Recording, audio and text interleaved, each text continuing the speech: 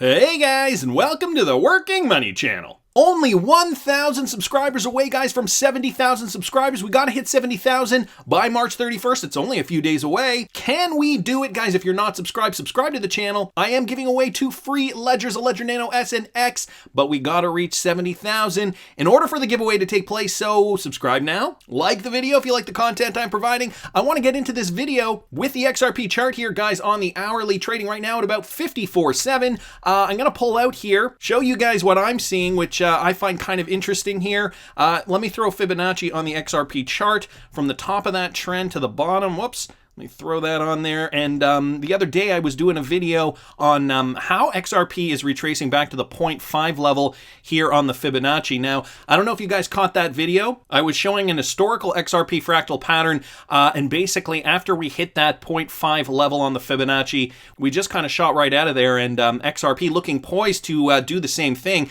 I'll link that video up here in the top right-hand corner if you guys didn't catch that. On the Bitcoin chart, we are actually seeing something similar. So Bitcoin here on the hourly as well. Let me throw a Fibonacci on the Bitcoin chart. You guys can see Bitcoin also retracing at the 0.5 level right over here. I will circle it here for you guys to show you guys what I'm seeing here. So Bitcoin also just kind of hovering at that 0.5. The other thing I found interesting was the fact that this same correction is happening now for Bitcoin.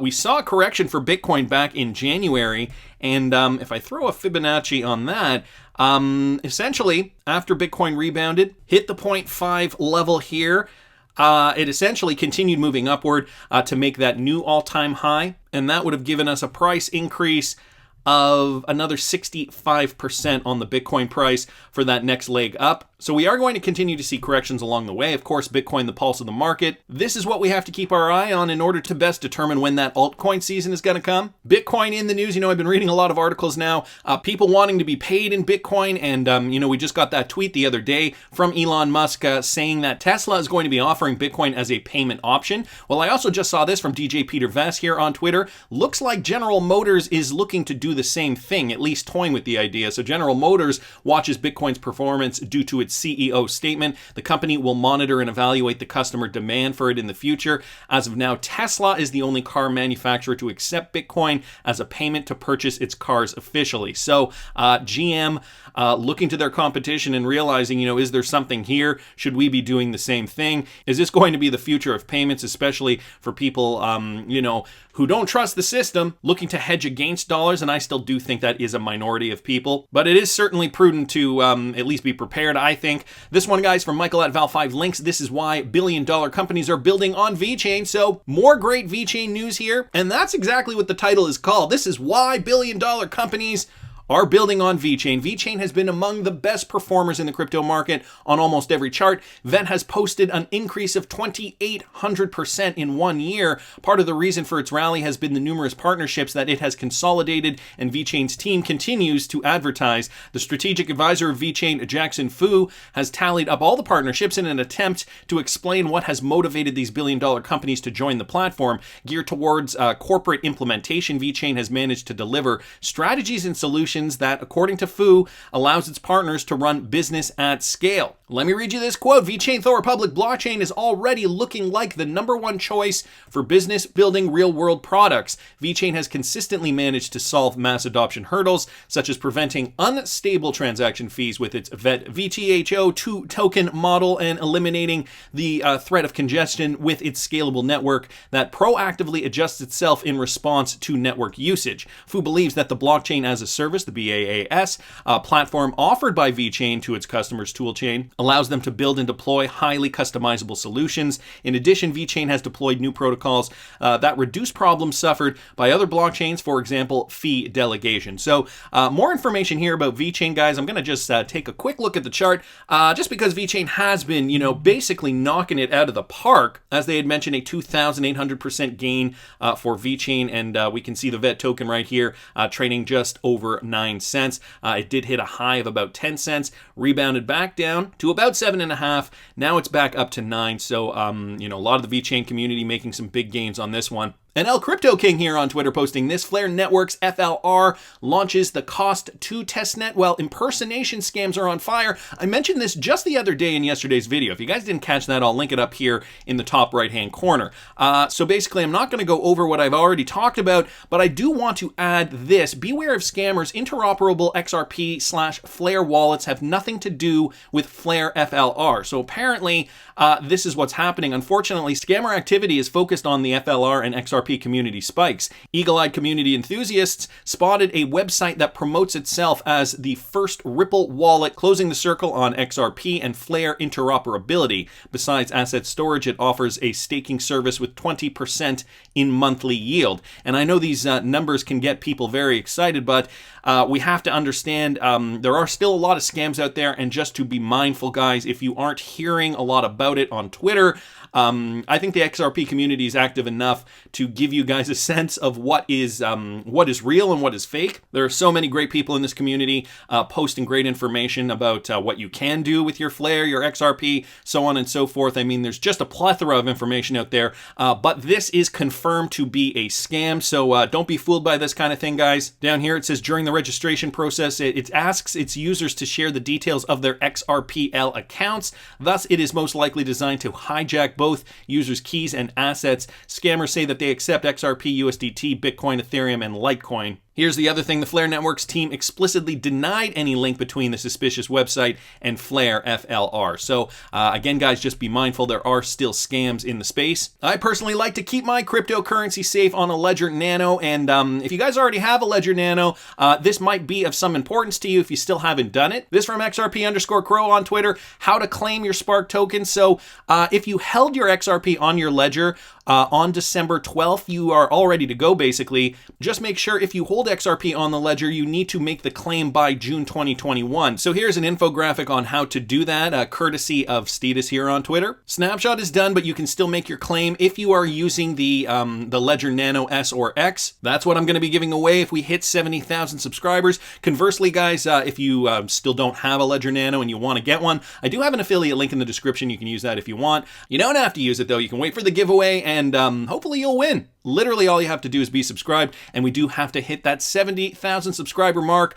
So I wanted to thank @STEDAS here for posting this. I also wanted to thank TEHOLBEDDIC here, XRP, for this news. Now, the Monetary Authority of Singapore's Project UBIN culminated in a blockchain prototype for digital multi-currency settlement in Phase 5. And for those of you guys not familiar with the history, this is from Ripple's Insights website from way back in December 2017, exploring innovation in payment system infrastructures, and they outline here Project UBIN. The Monetary Authority of Singapore, as we know, is a Ripple partner, is front and center in this space, announcing the second phase of their Project UBIN at their fintech event in November of 2017. So this was at the beginning, and now they are on Phase 5. DBS Bank has a crypto exchange with XRP. JP Morgan and Temasek lead development to enhance cross-border settlement globally. So this here, guys, from the BIS website, we created a strong ecosystem that is willing to collaborate to build better together. We will utilize the same model and explore the opportunities offered by other promising emerging technologies in the future. And some of the Ripple connections here, Sumitomo Mitsui Bank Financial Group takes 14% stake in SBI R3 Japan. These guys are connected, obviously linked to Ripple, as you guys can see from this screen grab from the Ripple's Insights website. Sumitomo Mitsui Banking Corporation and Japan Post Bank join SBI Ripple Asia's bank consortium, again from back in 2017. TEHOLBEDDICTXRP continues, runs on R3. SBI and R3 joint venture is 65% owned by Ripple Mega Partners SBI Holdings and Sumitomo Mitsui. SBI is also R3's principal shareholder alongside mostly other Ripple customers. And just another screen grab just to give you guys a sense of that partnership there. Wanted to thank TEHOLBEDDICTXRP for posting that. And XRP Issuing Gateways, guys, this is another one from XRPCRYPTOWOLF. Also open source, explains why it makes sense to issue currencies on the XRP ledger and has a ranking of the top issued currency. So this is a screen grab from the website. I will also link the website here in the description of the video if you guys are interested in going to this. Issuing stablecoins, so built for payments, XRPL can also be used to issue stablecoins using fungible token functionality.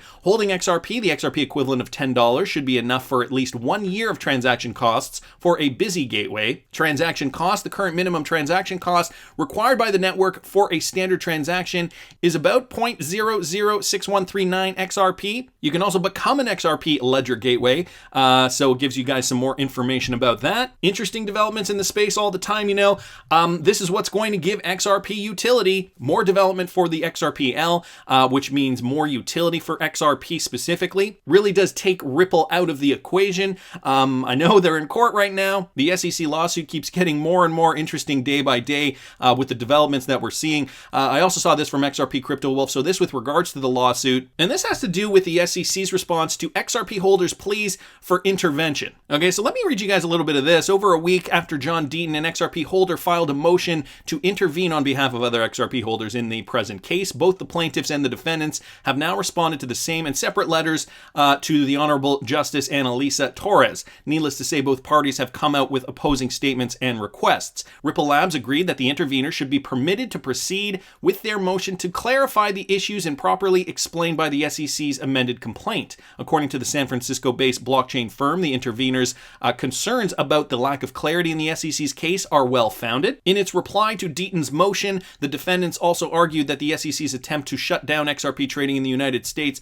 are based on a theory of liability that is ambiguous and perhaps deliberately misleading. So Ripple Labs is saying, look, XRP hodlers have every right to do what they're doing. This class action lawsuit has merit, and because of the SEC's actions, trading in the United States has been halted, and this has effectively hurt XRP hodlers. So here is the statement. If the SEC continues to equivocate and refuses to clearly state its position on these issues, interveners' interests in the outcome of this litigation could be different. Whatever the SEC's position, defendants do not object to interveners filing their motion under Rule 24. On the contrary, though, the U.S. Securities and Exchange Commission claimed that such an intervention would create an avalanche of claims and near certainty of undue delay, complexity, and confusion. This is their argument. In its letter to Judge Torres, the SEC argued that its movements would fail to meet the requirements of an intervention with the regulatory agency, adding that courts have generally ruled against such motions since it has been a long-held belief that the SEC is fully capable of adequately protecting investors' interests,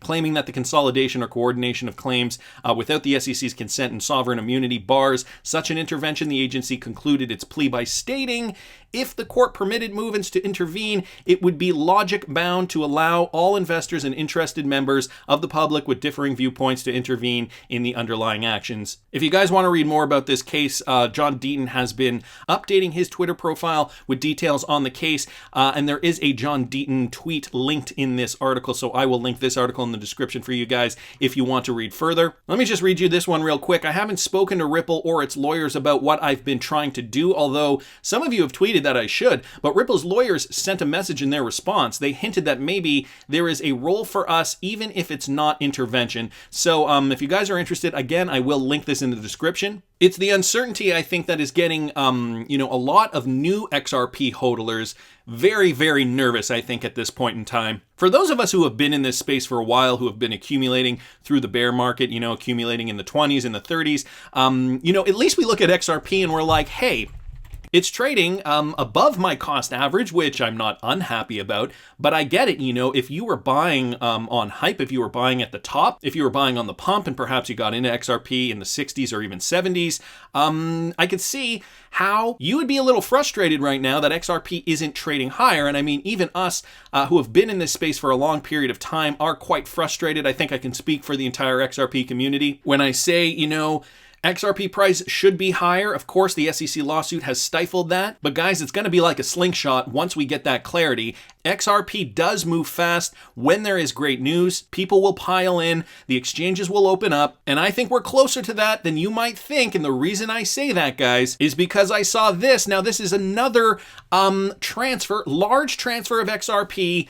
And it's gone to Coinbase. Now, another one here, guys, from XRPCRYPTOWOLF, Relist XRP Coinbase, retweeting out this whale alert. Almost 9 million XRP, 8,899,980 XRP, which is worth about 4.9 million USD, was transferred from an unknown wallet to Coinbase. And so if we click on that link, it'll bring you the transaction details, the blockchain Ripple obviously transfer, and that is about $4.9 million in USD, transferred about 8 hours and 19 minutes ago from an unknown wallet to the Coinbase exchange. Now, if Coinbase had no plans on relisting XRP, Why would somebody be transferring such a large amount of XRP to Coinbase? Okay, this to me is a sign that these exchanges are going to start relisting XRP soon, Coinbase obviously being one of the biggest ones in the United States. And I personally think that part of these moves have to do with the fact that, more is coming out with the lawsuit. Everything is obviously public, and Coinbase's lawyers are likely following this very closely and realizing likely the same things that the XRP community is discovering, with the help, of course, of attorneys like Jeremy Hogan and John Deaton and some others who have put in their 2 cents. The SEC doesn't really have a case here, and every day we're just getting more information. Back in late December when the SEC decided that they were going to sue Ripple, I think that was the scariest time for XRP hodlers, and it was reflected on the chart. We saw that huge sell-off right here. Everybody was getting very, very scared. Of course, XRP had just rallied significantly from this level here back in November. It had rallied over 200% with the rest of the coins in the altcoin market, and then we just lost all those gains fairly quickly. And for a little while here, we were basing in that same level before that pump. And so I think that around this time, this was the scariest time for XRP traders. But as more news came out, more details were revealed. We started seeing videos by Jeremy Hogan. John Deaton started becoming more active on Twitter. Other lawyers like Jesse Hines, Stephen Pally, and I think there were a few others. I just can't think of them off the top of my head. They started putting in their 2 cents, talking about the case. And I think that put a lot of XRP hodlers' minds at ease. We got a little more confident. Of course, buying continued. We had the pump group, which is a bit of an anomaly, and now guys, we're basing up here in this level. XRP, in my opinion, not going to miss the bull run. There's more confidence, and I'll put it to you this way, there's more confidence about this coin now